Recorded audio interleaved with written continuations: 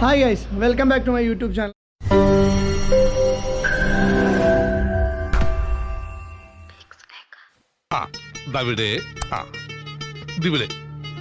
നമ്മൾ ഇന്ന് ചെയ്യാൻ പോകുന്നത് നമ്മളെ RTRൻ്റെ ഒരു മൈലേജ് ടെസ്റ്റാണ്. ഇപ്പോൾ നിലവിൽ ഞാൻ ഫുൾ ടാങ്ക് എണ്ണ അടിച്ച് അതിന് ശേഷം ഞാൻ കുറച്ച് ഓടി. 77 കിലോമീറ്ററോളം ഓടി. 77 കിലോമീറ്റർ ഓടി. ഇപ്പം നിലവിലുള്ള കിലോമീറ്റർ 77.2 അപ്പോൾ നമ്മളിപ്പം പമ്പിലേക്ക് പോയിട്ട് ഫുൾ ടാങ്ക് എണ്ണ അടിക്കുകയാണ്. പിന്നെ അപ്പോൾ ഞാൻ ഫസ്റ്റ് ഓടിക്കുന്ന വീഡിയോ ഒന്നും ഇതിൽ ഇടുന്നില്ല, കാരണം വളരെ ലെങ്തി വീഡിയോ ആയിരിക്കും. അതുകൊണ്ട് അത് ഒഴിവാക്കിയിട്ട് ഇപ്പം 77 കിലോമീറ്റർ ഓടിയതിന് ശേഷമാണ് എണ്ണ അടിക്കുന്നത്. അപ്പോൾ നമുക്ക് വീഡിയോയിലേക്ക് കിടക്കാം. അപ്പോൾ നമ്മൾ ആദ്യം ഓടിയ കിലോമീറ്ററിൻ്റെ ആ സമയത്തുള്ള വീഡിയോസൊന്നും എടുത്തിട്ടില്ല, കാരണം ഞാൻ നേരത്തെ പറഞ്ഞ ലെങ്തി വീഡിയോ ആവുന്നതുകൊണ്ടാണ്. പിന്നെ പലരും ചോദിച്ച സംശയമാണ് സർവീസിൻ്റെ കോസ്റ്റ് എത്രയാണെന്ന്. ഏകദേശം 700 മുതൽ 900 രൂപയാണ് സർവീസിൻ്റെ കോസ്റ്റ് വരുന്നത്. ഇപ്പോൾ ഞാൻ 3500 കിലോമീറ്റർ ഓടി. ഫസ്റ്റ് സർവീസ് എനിക്ക് വന്നിട്ടില്ല 780 രൂപയാണ്. സെക്കൻഡ് സർവീസ് സിന്തറ്റിക് ആയില്ലാണ്ട് ഓയിൽ മാറ്റിയിട്ടില്ല, അതുകൊണ്ട് തന്നെ അതിന് ഏകദേശം 200 രൂപ മാത്രമേ ചാർജ് വന്നിട്ടുള്ളൂ, ജസ്റ്റ് ചെക്കപ്പും കാര്യങ്ങളും മാത്രം. അപ്പോൾ നമുക്ക് എന്തായാലും പിന്നെ എണ്ണ അടിക്കാൻ കയറാം. ഇവിടെ പമ്പുണ്ട്, നമ്മളെ HP-ൻ്റെ പമ്പാണ്, വെള്ളമുണ്ട പമ്പിലാണ് നമ്മൾ എണ്ണ അടിക്കാൻ കയറുന്നത്.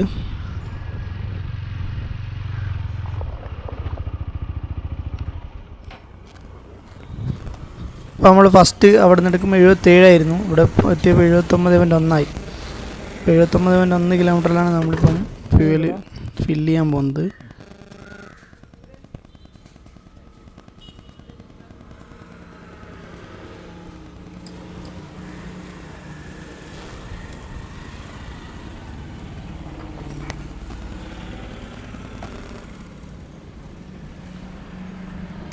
ഇവിടെ ഇത് നേരെ ഫുൾ ടാങ്ക് അടിച്ചാൽ മതി കേട്ടോ. ഇതില്ലേ, ഈ സാധനം തൊടുന്ന വരെ കേട്ടോ.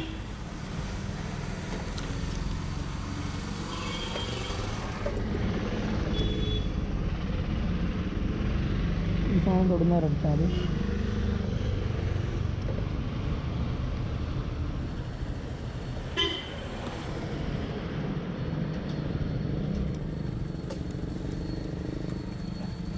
കേട്ടോ, തൊട്ടില്ല,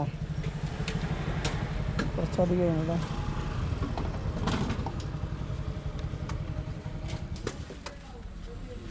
അപ്പോൾ നിങ്ങൾക്ക് കാണാം 200 രൂപ എണ്ണയാണ് ഇപ്പോൾ കൊണ്ടത്. ചെറിയൊരു വ്യത്യാസമുണ്ട്, കുറച്ച് കൂടുതലായിട്ടുണ്ട്, ഒരു പോയിൻ്റ്, ഒരു 1.72 200 രൂപേൻ്റെ എണ്ണ ഫ്യൂവൽ 1.72 ലിറ്ററാണ് അടിച്ചിട്ടുള്ളത്.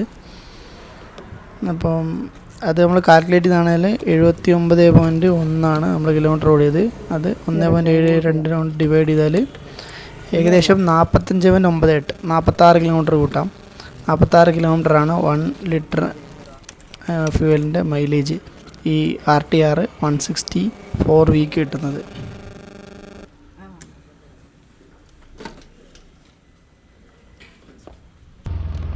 ഇതിപ്പോൾ ഞാൻ വണ്ടി ഓടിച്ചിട്ടുള്ളത് കറക്റ്റ് ഇക്കോണമി നോക്കിയിട്ടൊന്നല്ല ഓടിച്ചിട്ടുള്ളത്. സാധാരണ ഒരാൾ ബൈക്ക് ഓടിക്കുന്ന പോലെ ചില സമയത്ത് 80 പോകും, ചില സമയത്ത് 70 പോകും, ചില സമയത്ത് 60 പോകും, ചില സമയത്ത് 30 പോകും.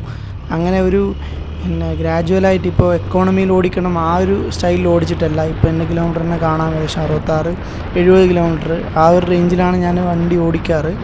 അപ്പോൾ ആ റേഞ്ചിൽ പോയ സമയത്താണ് ഈ ഒരു മൈലേജ് കിട്ടിയത്. പിന്നെ ഞാനൊരു ഇക്കോണമി സ്റ്റൈലിലല്ല ഓടിച്ചത്. അപ്പോൾ എക്കോണമി ആ ഒരു റേഞ്ച് സ്റ്റൈലിൽ ഓടിക്കുന്ന ആൾക്കാർക്കാണെങ്കിൽ ഏകദേശം എനിക്ക് തോന്നുന്നത് ഒരു 50 മുതൽ 55 കിലോമീറ്റർ വരെ മൈലേജ് കിട്ടാമെന്നാണ് എൻ്റെ ഒരു അഭിപ്രായം. പിന്നെ ഈ ഒരു വണ്ടിക്ക് വേറൊരു ഫീച്ചറുണ്ട്. നമ്മളിപ്പം ഫ്യൂവൽ കഴിഞ്ഞ് നമുക്ക് ഈ ഒരു ഇൻഡിക്കേഷൻ വരും, ഒരു യെല്ലോ ലൈറ്റ് നമ്മൾ അടുത്ത നിയറസ്റ്റ് പമ്പിൽ കയറണം എന്നുള്ളൊരു ഇൻഡിക്കേഷൻ വരും.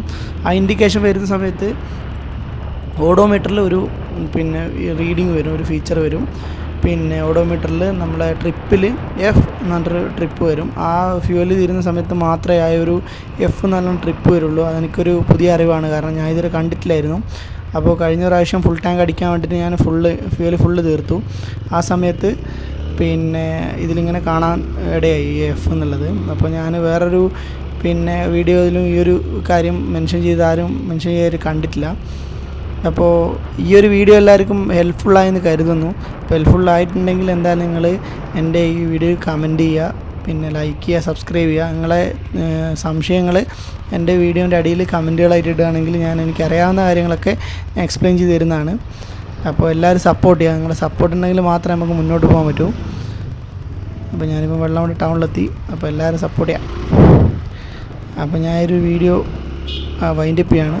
It's me Saddam Siyar from Wayanad മച്ചാൻ സൈനിങ് ഔട്ട്.